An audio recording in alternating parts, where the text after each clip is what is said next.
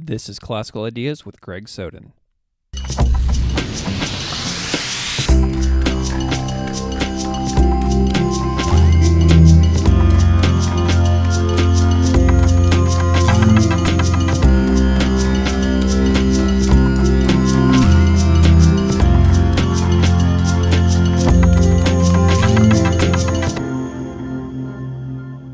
Welcome to Classical Ideas. This is Greg Soden.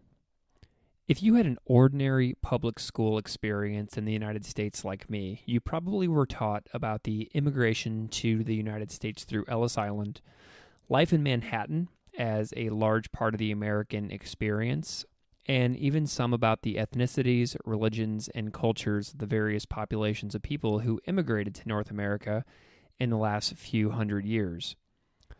What you may not have learned about is economic history, the development of major corporations that still affect society today, and how different ethnic groups developed economically. And today we're touching on all of those topics. So far, Classical Ideas has been largely about religious practice, but today's topic is about the economic history of a topic and group you've probably never thought about or heard about. Jews in the ante- and post-bellum Reconstruction Era Southern United States. I know I certainly had never considered that there might be a Jewish history in the American South. That might sound naive, but I had just assumed that the New York experience was the story, and I am very pleased to have had that assumption disproven. So today's conversation is with Professor Michael R. Cohen, Chair of the Jewish Studies program at Tulane University in New Orleans. He blows this assumption of mine apart, and I'm glad that he did. Dr. Cohen has a new book out called Cotton Capitalists, American Jewish Entrepreneurship in the Reconstruction Era South.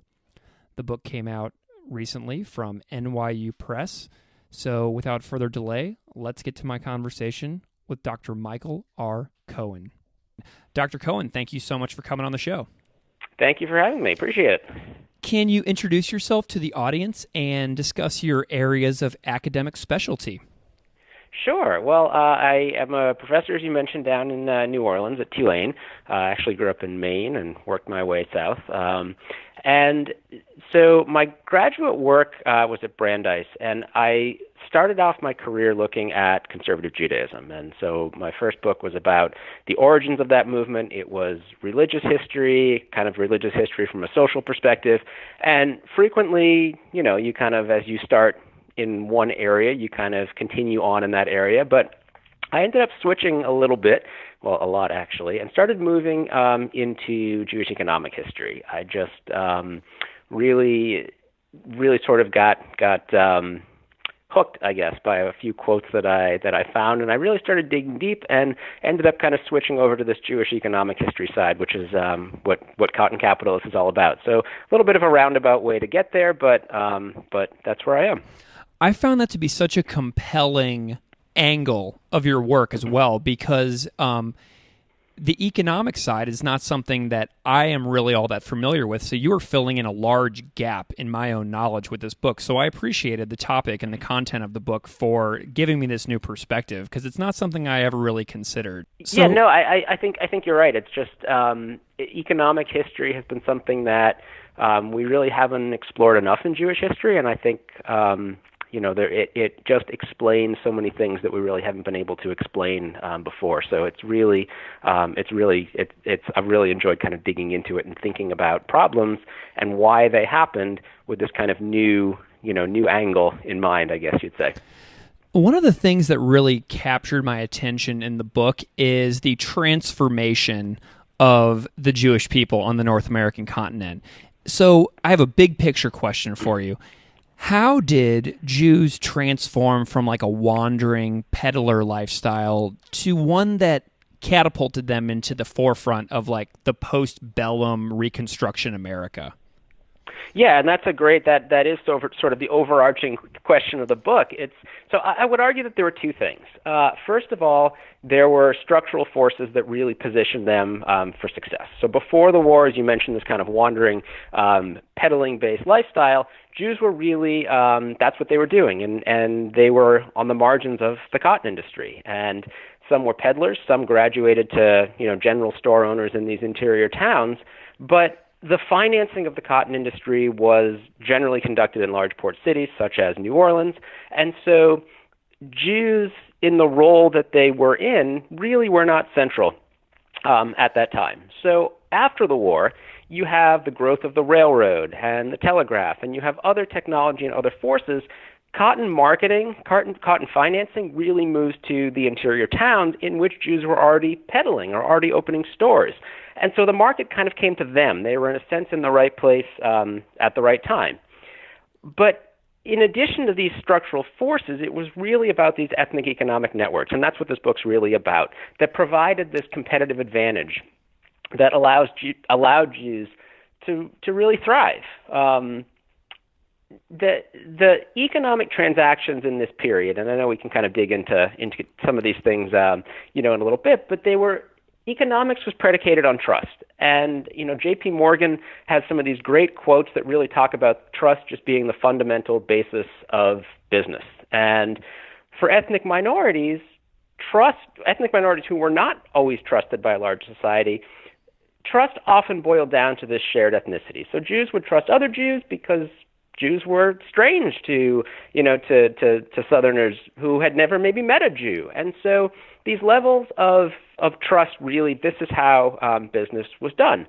So after the war, Southern banks had failed. There was a real hole in the economy. There was a need for investment. There was a need for credit and capital. And banks just couldn't provide that credit that was needed to restart the economy.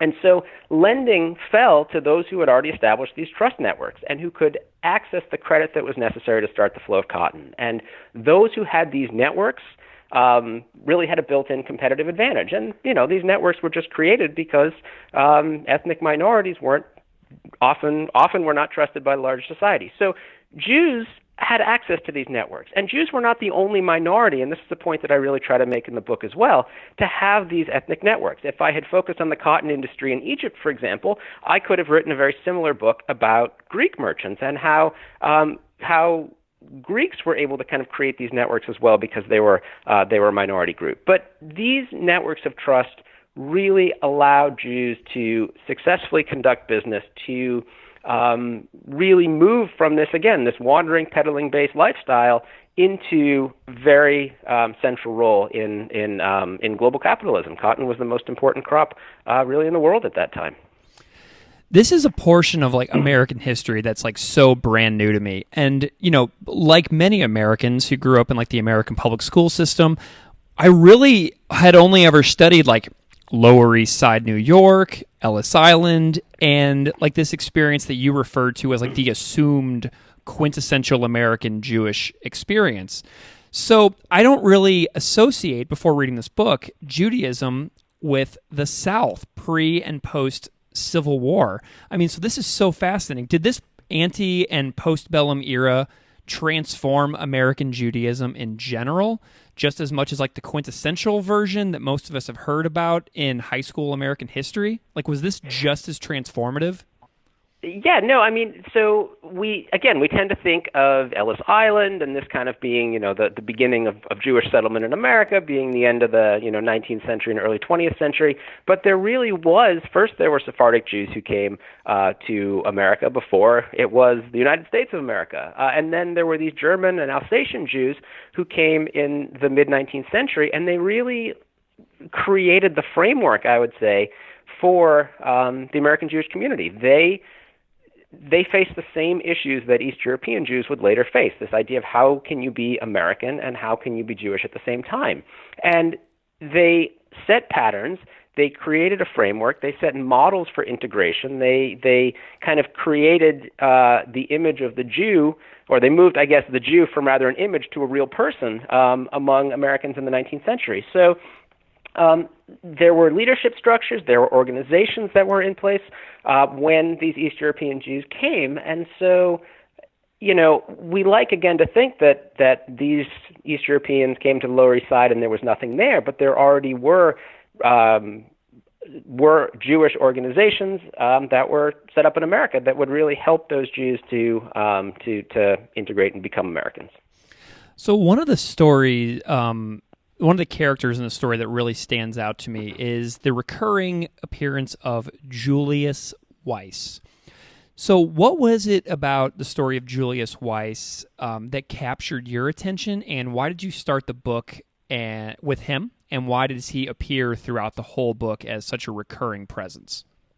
Yeah, well, I think so. This is part of, to me, the fun of history and the exciting part of really being able to dig into archives. And these are real people who make real choices, who are faced with real decisions. And so the figure of Weiss really came alive for me.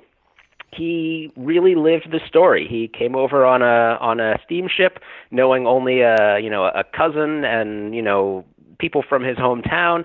Came to start a new life, started out as peddling, then worked his way up the ladder, was able to own stores and became incredibly successful, and then later was able to transition into, a new economy which was, based largely on investment banking more than these sort of trust networks that I talk about. So he's a figure who I think runs the entire spectrum. And so, as I was writing this, I tried to come back to individual people, individual places, to sort of be touchstones throughout the story, so we can see how there was change over time. And I think Weiss is really reflective of that larger story. Did you have any other favorite characters that jumped out at you besides Weiss? Because he's the one who jumps out to me. Were there any others that jumped out at you? Yeah, I mean, so Isaac Lowenberg, who was a mayor in Natchez, Mississippi, was a really interesting, fun sort of character. And then the other thing is, a lot of these families that I wrote about, a lot of these names that I wrote about, if you look around New Orleans and look around the South, you still see some of these names. And so it was really neat and fascinating for me to start to make some of these connections when people said, "Oh, yeah, here you're writing about my relative," and so that was really kind of fun. Again, you're dealing with a couple of generations removed, but it really, again, helps to just hammer home the point that you're writing about real people. Speaking of like the families who lived in the South, who were Jewish in pre and post Civil War era America, I was really struck by the stories of the old synagogues in the book, and then I found out that it's possible. So I did a little digging on this, and I found out that it's possible to take Southern Jewish heritage tours. And this was like so amazing to me because I do not associate Judaism with the American South. Did you do any research in the South at these Southern synagogues? Well, I did some. So I visited a lot of these synagogues, a lot of these towns. Some of them to do research, others just to get the feel of the place that that you're writing about. It's very easy to sort of get lost. I kind of liken it to learning about the Civil War and then seeing Civil War battlefields and all of a sudden things clicking in your mind. So I visited a lot of these towns to try to get a sense of the layout, to try to get a sense of who lived where. I did I set foot into the synagogues, those that still existed. But I did some archival research in towns that had stronger archives. In Natchez, Mississippi, I did quite a bunch. And I'll tell you one of the things that really stood out to me. There's a synagogue in St. Francisville, Louisiana, and this was a town that just captivated me because I kept hearing of this town, Bayou Sara, and you look on a map and there's no Bayou Sara. There's a creek, called the Bayou Sara, but it just doesn't exist. And so as I was beginning my research into this, I said, okay, I've got to figure this out. And so this town of St. Francisville, which has this beautiful old synagogue that's been restored recently, and we're actually hoping to do a book talk in the synagogue, which I think is going to be really cool. Very cool. But so this town is up on a bluff, and when you drive down the hill, there's just nothing. There's, a couple old abandoned buildings and kind of a little rail car that pays homage to a railroad that once was there. Down that hill, though, was a thriving community, a huge mercantile hub, tremendous hub, particularly for Jewish life, that's just totally gone. And that was kind of one of those moments where I really felt like, okay, I'm bringing back a story here. This is a town that was, the spoiler alert, it was washed away. It was flooded again and again, and finally those residents decided to just move up the hill. So that moves a little bit beyond your question of synagogues, but I think being able to see the character, being able to see the places that these people visited and lived, that to me is so much of the exciting part about writing history. Did you have any other favorite experiences researching for the book? Were there some days in the research where but besides that, so that one that you just mentioned is so incredible. Did you have any other days where you were just kind of blown away by your own discoveries? Yeah. So, archival work sometimes is like finding a needle in a haystack. Usually, sometimes you don't find a needle, but when you do find a needle, it's really exciting. So I spent a lot of time looking at the R.G. Dunn records, which are these credit reports that are just fascinating. They're handwritten credit reports, and eventually they go to number and letter ratings, like we're familiar with today. But initially, and even as they started moving to numbers and letters, these reports were just narratives. And so, you may see the description of a business. You may see these stories. I love, there was one guy who went into a town and said, this guy seems like a good businessman, but he's going to drink himself to death. Mm-hmm. And then comes back a year later and says, this guy drank himself to death. So you get some interesting stories that way. But I'll tell you one thing that really kind of one of those aha moments is I worked with a colleague of mine here at Tulane, Rich Campanella, who helped me with some of the GIS maps that I used. And I had this hunch, you spend all this time in the archives and you have so much information, and then you sort of have to begin the process of narrowing it down, and you have these questions of why did something happen? Well, when we mapped cotton production and Jewish population and railroads and rivers as these kind of transportation routes that became so important, all of a sudden, the moment we, kind of clicked submit on that map, if you will, it just appeared, and the story just appeared because I had a hunch that Jews were living in these cotton areas. I had a hunch that this is kind of what the story was, and by using mapping, boom, there it was, clear as day on a sheet of paper, and what I had thought was kind of a hunch, and what others had thought was a hunch, and what others thought was not the case. All of a sudden, we were able to pinpoint that. So those are kind of a few of those, really, really aha moments that I really enjoyed. Awesome. So I kind of want to draw a line between contemporary Judaism and Judaism in the 1800s, and I'm not really sure how much you'll know about this, but I want to ask anyway. Do you know anything about what the religious practices of Southern Jews were like in the 1800s? Were they very public or were they very private? I know there was a lot of discrimination that Jews were facing in the South during the time.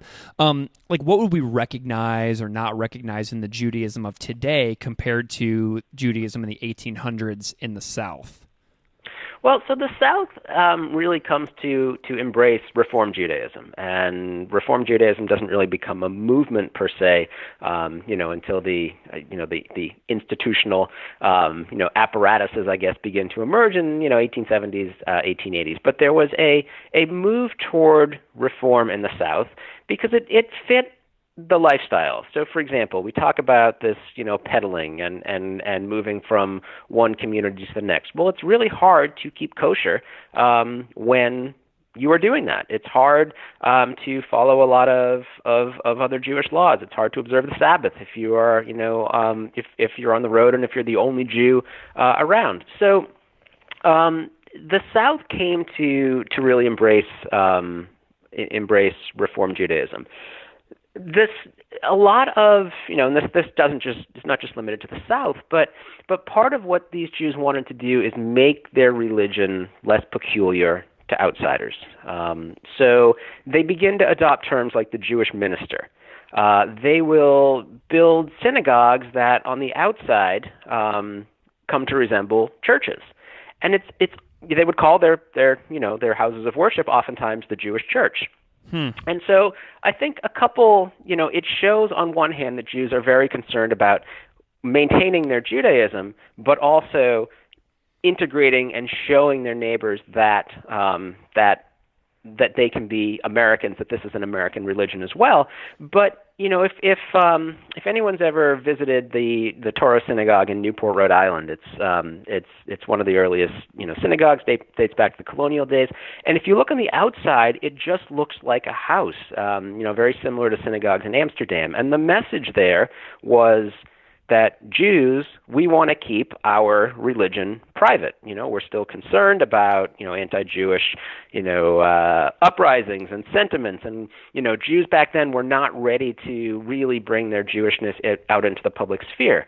But then if you look in the 19th century, if you look at some of these, very impressive, synagogue edifices, if you look at Beth Elohim in Charleston, if you look at synagogues in Cincinnati, they take on this much more ornate outward appearance, and I think that's very reflective of how Jews saw their place in American society then. So our Judaism today still does kind of carry a lot of the same sort of pattern, I guess, of how can you be Jewish, how can you be American, how can you adapt your religious practice so that you can kind of fulfill both of those desires. These Jews sort of largely set that precedent, and East European Jews who came to the Lower East Side faced the same dilemma, and I think it's something that we still face today. Something that I was really kind of surprised by in the book is a little less savory, and it's the revelation to me that Jews in the South were buying and owning slaves as well. Did that surprise you at all? Well, we sort of like to tell this narrative that, Jews were a persecuted people, which they were, and as a result, they better felt understood the plight of other persecuted peoples, and that would sort of translate into into better treatment. But I think that's not always the case. Jews were white Southerners, and they lived in, at this time in an era where there was a clear black-white binary. And, some people certainly opposed slavery and then later segregation and Jim Crow, but a lot did not. Jews, it was, again, you kind of call it the unsavory part of the story. One thing I would note, though, is that if we kind of look at numbers of slave ownership, particularly in, say, the 1840s, those Jews who reached economic prominence did own slaves, like others in society around them. But not a lot of Jews reached economic prominence by that time, before the outbreak of the Civil War. And so I think it's easy to look and say, well, see, not that many Jews own slaves, but we also kind of have to think about the economic position that those Jews were in. And if slavery had continued into the 1860s, 1870s, would more Jews have been in a position to own slaves? Yes. Would they have? We don't know. Right. And so, so even as the Jews in the South are being, a little more accepted, as you mentioned earlier, they still remain, there's a quote in the book that really struck me, they are integrated outsiders. And you describe a lot of distrust and bigotry or wariness. So when you read these things, how far would you say we've come as a society in progress against hate and bigotry? Well, okay, so a couple big questions there. One is the historian in me, and one is the try to step out of the historian in me, which I'm always hesitant to do. But I'll try to give you as much of an answer as I can. So the term integrated outsiders is one that Anton Hicke uses in his book about Reconstruction, which focuses more on the East Coast and the Southern in the South. And I love that term because I think it really describes a lot of what these Jews were going through. They, in so many instances, were integrated, yet they still were outsiders in many ways. They still did not always feel like Southerners, and there were times where they were not treated as Southerners. So I think that term really captures it. And I don't worry, I use it in quotes, and I attribute it to Anton, and I think it's just a great way to think of the period. How far have we come as a society? I mean, not far enough. I think that's the short answer. Not nearly far enough. Yeah, I mean, there's all kinds of examples in the book too. Like on page 77, you call them you call the Jews in the South that tribe we cannot recommend. So, I mean, whenever you're reading these primary sources, I mean, what did these like? How did you find these things? Like, how did you find these terminology that 1800s white Southerners were calling their fellow merchants who they could have done business with?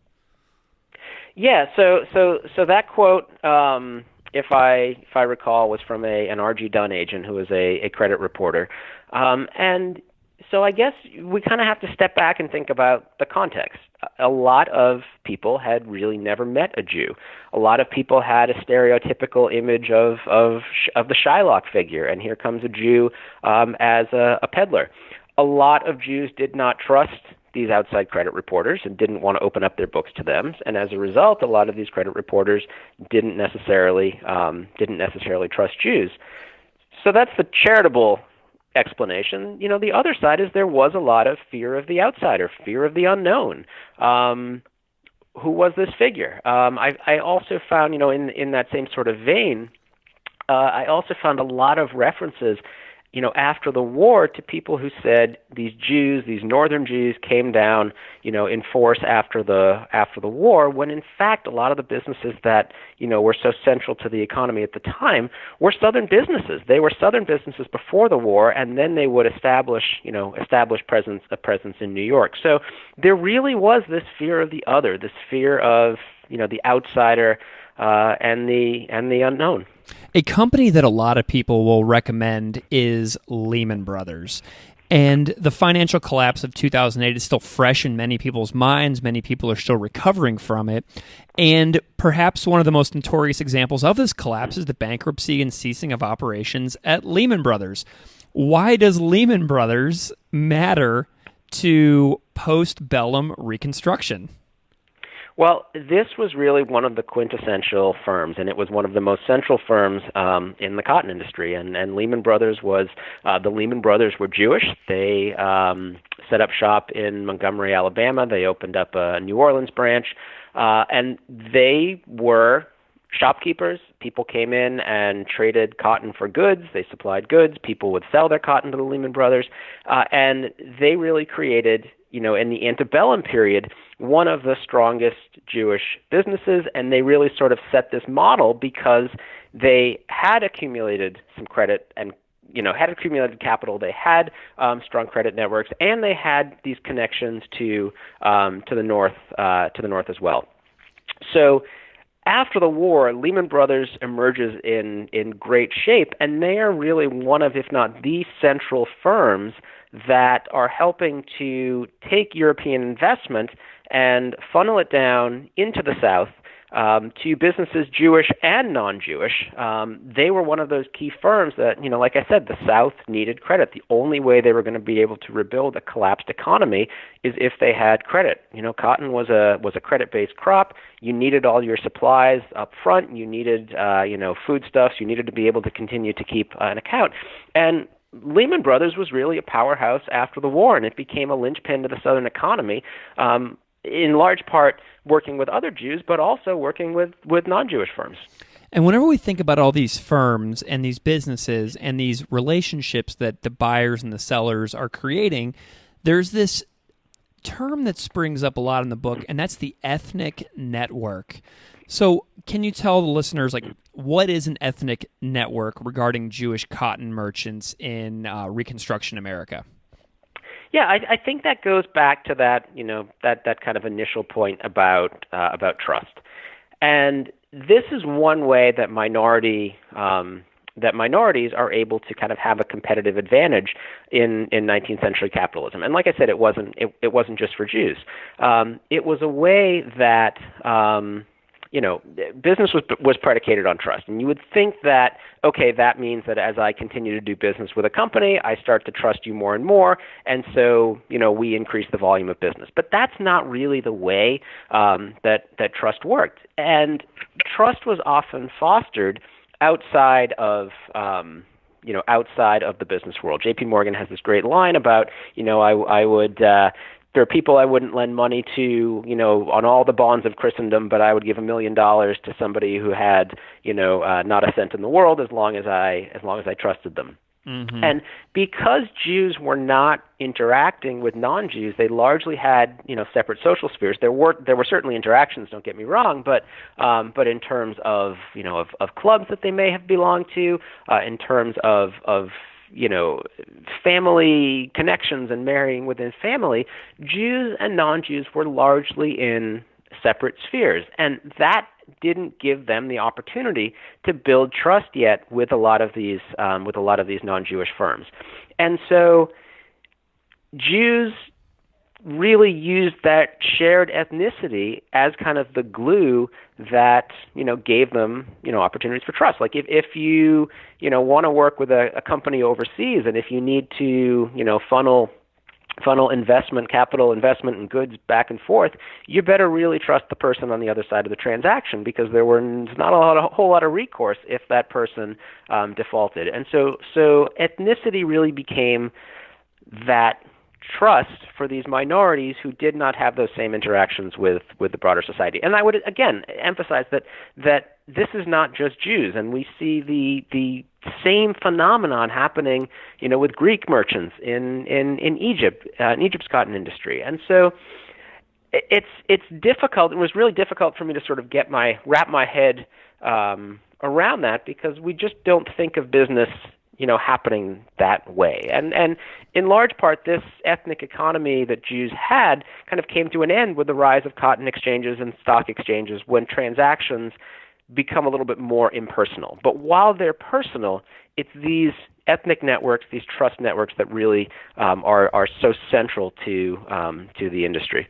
One of the things that I really enjoyed is the depiction of the Jewish merchants collaborating with freedmen. So the Jewish merchants seem pretty successful in large part when they're selling, because they are able and willing to collaborate and sell to freedmen, former slaves.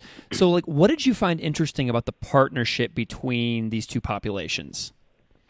So that's a question that I'm still trying to explore. It's a big question. It's a question that certainly deserves more study. And so I'll say from the outset that I don't profess to have all the answers there.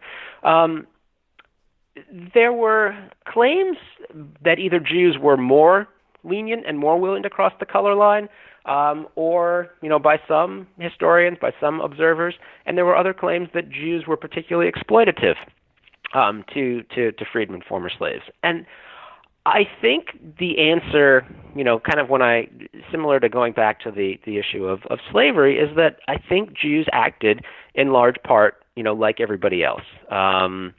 This was a system that was undoubtedly exploitative toward African Americans. It was a system that, with the end of Reconstruction, with the end of this hope that African Americans would have, land ownership, and with the beginning of eventually kind of a Jim Crow segregated South, there's no question that this system, which allowed Jews to be successful, was tremendously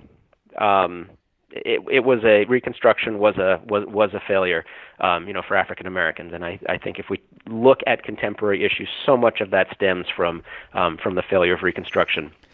But sorry, go ahead. Nope, go ahead. No, but I was just going to say that for those who say that, well, look, so many Jews did business with non-Jews, they must have had this something in mind that made them, more willing to cross the color barrier. I have looked at some of the African American newspapers of the time and seen that non-Jews advertised more heavily in those newspapers than Jews did, which suggests to me that there was not, this willingness of Jews to cross the color line that non-Jews didn't have. So it's a situation that I don't think we have a firm answer to. It's a question that is, certainly contested, and we see mixed responses, we see mixed reaction, and there's a lot more literature to mine. There's a lot more work to do on that question. Yeah, one of the things I was really curious about is documentation from the other side. So I kept wanting to know what the freedmen, former slaves, thought about the Jewish merchants in general. Can you elaborate a little more on what you were finding, and was there any thing in newspapers that you found, or diary entries or writings from freedmen, former slaves that were writing about the Jewish merchants in the Reconstruction time? Yeah, there were some, and we see mixed images of the Jew, and I think I think there's a lot more work to be done to find more of those to help to complete the picture. I think that's going to tell us a lot more about what that relationship was like. I think that you have a lot more future projects ahead of you, don't you? Well, I'm working on an article that kind of tries to put that into context and put that economic relationship into context, that grapples with some of those questions about, again, what was this relationship like? Because it's so fraught. It's such a politically and emotionally and morally fraught question. And I think it's important to kind of go back to the sources. So the jury's still out on that one. I wish I could give you a more complete example, but there's more work to do, not only by me, I think, but others, because it's a really important question. So the Reconstruction time was a really economically turbulent time for the South, but Jewish merchants had a period of success during that time. Was this Jewish mercantile success resented at all in such a challenging time as postbellum America? Yeah, of course. I mean, success, and I guess take a step back. I think it really depends on time period. It depends on kind of the ups and downs of the economy. It depends on the ups and downs of, kind of an anti-foreigner, anti-outsider sentiment. And so one of the things that I was kind of really, I guess, excited to uncover was, and this kind of goes back to the question a little bit of digging in the archives and sort of where did you find those kind of aha moments. I found a lot of anti-Jewish sentiment. I found a lot of kind of the opposite. I found a lot of strong businesses in this Reconstruction period, and I couldn't make sense of it. And I couldn't sort of figure out, well, why does there seem to be, 1874? Why do we seem to, hear more complaints and more sort of arguments? And so I started really, putting these into a database, kind of mapping out a lot of data points and trying to figure out, what do we see? What do we have? What happens? And so, for example, 1866 and 1867 are very poor crop years. And so we see a lot of Jews really hadn't come by that point, but we see a lot of businesses pull out of the industry, which created, this period from 1866 to 1868 rather to about 1873, where times were good. Merchants were making a lot of money. Interest rates were high because of the failures from those previous years. Laws were passed to try to encourage lending. And then all of a sudden the merchant was doing very, very well. And that becomes a period where there is, more resentment. Then with 1873, the panic of 1873, the market crash, a lot of Jews go out of business. And so we begin to kind of see, different examples. And I guess I'd say when a merchant, Jewish or non, when a bank or whatnot lends you money and allows you to open up a business and the business thrives, that bank, that loan is the best thing ever. But when circumstances change and the economy tanks and the merchant receives pressure from his or her creditors, and all of a sudden you see a foreclosure, then that person who loaned money is not viewed in the same sort of esteem. So I guess the point is it really depends. It depends on ups and downs. It depends on various circumstances and situations. There was kind of a period of anti-Jewish violence that breaks out, in Louisiana that is again tied to this, anti-outsider, anti-foreigner sentiment. How long did you research for this book? Oh gosh, that was something I was trying to think of the other day. This started, and was not a straight shot, but this started in graduate school, and I read a couple of quotes from Mark Twain that sort of alluded to the role of Jews in this period in a fairly unsavory way, and I started to explore those questions a little bit more. And I ended up writing a paper on it, but it was something that I just kind of filed away and said, hey, I think I want to come back to this. So when I finished up with conservative Judaism, I thought, hey, this is the area that I want to really explore, and kind of came back to it. And so this is, at least a good, 5 years of work, I would say, and it's hard to sort of figure, you have to figure out what the story is. You've got something interesting, but you've got to figure out what the story is, and then you've got to, do the archival research and be able to, make sure that you've told that story well. So, a good chunk of time, but I've really been fascinated as I've been deep in this project. So I'm from Missouri, and I'm just curious if Missouri factored in much during your findings. So I tried to limit myself to, this kind of area, the, Louisiana, Mississippi, Alabama, these areas of extremely high cotton production. And part of it is this question of, well, how long did this take you? This could take forever. I had to limit myself in some way. So, Missouri didn't come in too much. Certainly there were connections of some of these businesses to St. Louis. There's another story, there's certainly another story to be told. I think as we continue to focus on economic history, I could have told this story about lots of different ethnic groups in lots of different places, but I chose kind of this region. I was really drawn to this region because of that cotton production. So there were some economic ties to St. Louis, but I did not really push beyond that. So, Dr. Cohen, I know you have another book as well. Maybe if you can we can kind of bring this to a close today, and you can tell people like where they can find you if they want to know more about you and your range of work that you've made over the last few years. Sure. Well, the other book, like we mentioned, it's called The Birth of Conservative Judaism, and that was Columbia University Press. And this book, Cotton Capitalist, was NYU Press, and that just came out.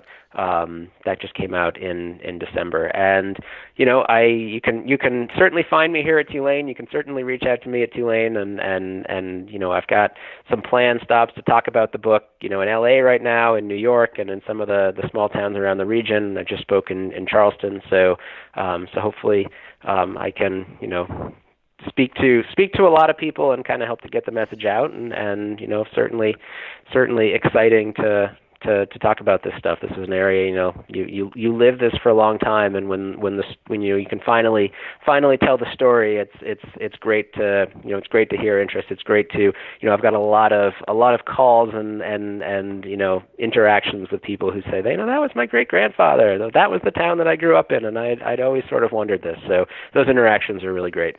Well, that is just fantastic. I'm glad that the interactions have been so positive coming in, and it must be nice to see the fruit of that labor come at you now. Well, Dr. Cohen, thank you so much for spending this time with me today to talk about your new book, Cotton Capitalists, out now from NYU Press. This has been a real pleasure, sir. Absolutely. It's been a pleasure talking about it, and thanks for inviting me. Thanks for having me.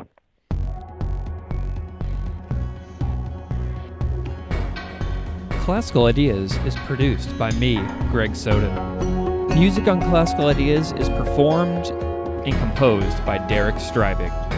You can find his music at www.wearewarmmusic.com. If you would like to support this show, please subscribe or leaving a rating in iTunes, Stitcher, iHeartRadio, or anywhere you get your podcasts. Thanks for listening.